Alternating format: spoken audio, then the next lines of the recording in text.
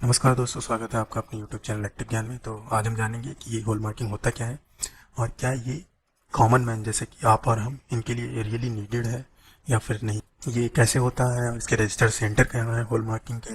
अगर हम किसी ज्वेलरी को हॉल मार्क कराते हैं तो उसका चार्ज क्या है। तो ये सारी चीज़ें और इसके अलावा बहुत कुछ जानेंगे इस सीरीज में। तो गवर्नमेंट ऑफ इंडिया जो हॉल मार्किंग का कॉन्सेप्ट लेके आई वो इन 2000 में इसने इसको स्टार्ट किया है कि फॉर गोल्ड ज्वेलरी की हॉल मार्किंग मीन्स जो ज्वेलर है वो हॉल मार्क कर सकते हैं। और 2005 से सिल्वर ज्वेलरी के लिए तो जो भी रजिस्टर सेंटर है वहाँ से आप हॉल मार्क करा सकते हैं। तो अभी हम चलते हैं गोल्ड प्योरिटी के ऊपर।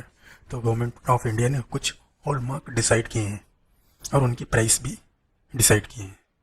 तो एज पर द स्टैंडर्ड इस हॉलमार्क का ये प्राइस होगा, इस हॉलमार्क का ये प्राइस होगा, ये है।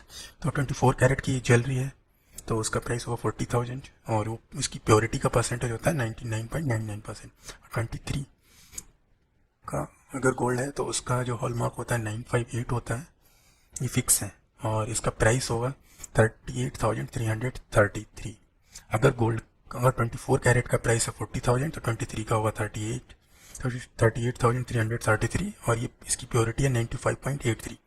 इसी तरीके से 22 कैरेट की ज्वेलरी है तो इसका जो हॉलमार्क नंबर होगा 916 और इसका प्राइस होगा 36,667 और इसकी प्योरिटी है 91.67। अप्रॉक्सीमेटली 91% इस प्योर है गोल्ड और 9% इम्प्योरिटी है। तो इसी तरीके से ये सब में सभी में लागू होता है। तो ये तो हमने समझ लिया कि ये गवर्नमेंट ऑफ इंडिया ने हॉलमार्क दिया, ये गोल्ड का कैरेट है, उसके हिसाब से ये प्राइस है और ये इसमें परसेंटेज ऑफ गोल्ड प्योरिटी है। तो प्रॉब्लम एरिया कहाँ है? तो प्रॉब्लम एरिया समझने के लिए हम चलते हैं इस कैलकुलेशन पे। चलो प्रॉब्लम को समझते हैं। तो लेट सपोज आप 10 ग्राम सोना आपको खरीदना है। तो आप ज्वेलर के पास गए तो ज्वेलर से आपने कहा मुझे 10 ग्राम सोना खरीदना है। तो ज्वेलर ने आपसे कहा जो करंट मार्केट प्राइस है वो 40,000 है, तो आपको 10 ग्राम खरीदना है तो आप 40,000 रुपये पे कीजिए और हम आपको 10 ग्राम सोना है, आपने 40,000 रुपये पे किए और 10 ग्राम सोना लेके घर आ गए। 2 महीने बाद आप वापस गए लेट उसी ज्वेलर के पास। लेट सपोज अभी market price let suppose change नहीं हुआ, सेम है 40,000।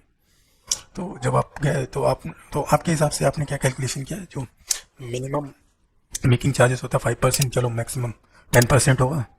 तो 10% 40,000 का 10% 4,000 माइनस करके 36,000 मुझे जो पैसा वापस मिलेगा ये 10 ग्राम सोना बेच के वो 36,000 तो एटलीस्ट मिलना ही चाहिए। लेकिन जब जैसे ही आप ज्वेलर के पास पहुंचे उसने कहा कि ये इसका प्राइस अभी जो आपकी ये ज्वेलरी है इसका ये जो है 18 कैरेट की है और करंट मार्केट प्राइस 24 कैरेट का है 40,000 और 18 कैरेट का है 30,000।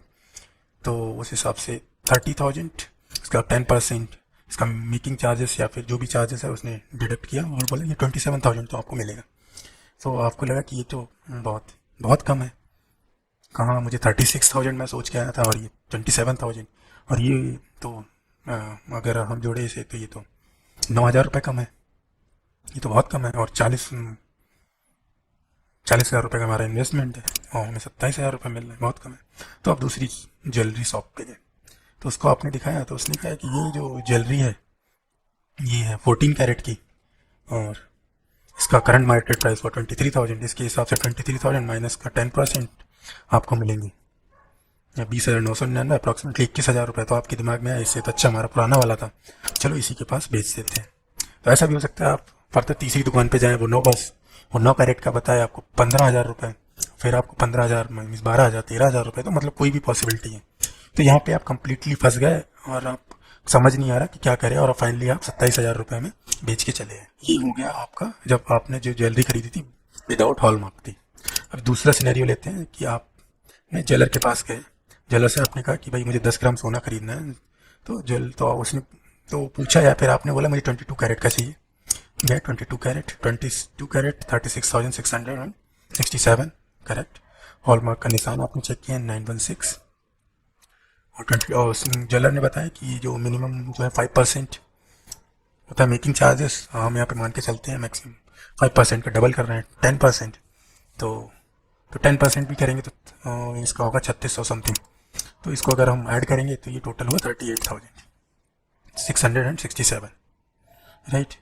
तो अगर इस केस में अगर आपने हॉलमार्क की ज्वेलरी खरीदी है, अगर आप 2 महीने बाद वापस गए, लेट सपोज कि वापस अभी प्राइस चेंज नहीं हुआ है, तो क्योंकि आप वजन तो 10 ही ग्राम है, आप ज्वेलर के पास गए, उसने कहा कि मेकिंग चार्जेस, तो मेकिंग चार्जेस तो ये निकल जाएगा, यहाँ से माइनस कर देंगे आप मेकिंग चार्जेस, तो आपका जो एक्चुअल प्राइस आया 36,667 रुपीज़ आपको मिलेगा। चाहे आपने इसको दिल्ली में ख़रीदा है, आप बम्बई में बेचें, चाहे बेंगलोर में बेचें, कहीं भी बेचें, आपको 36,667 मिलेगा। अगर करंट मार्केट प्राइस 40,000 है और लेट सपोज अगर बढ़ गया 50,000, तो उस हिसाब से ये कैलकुलेशन हो जाएगा।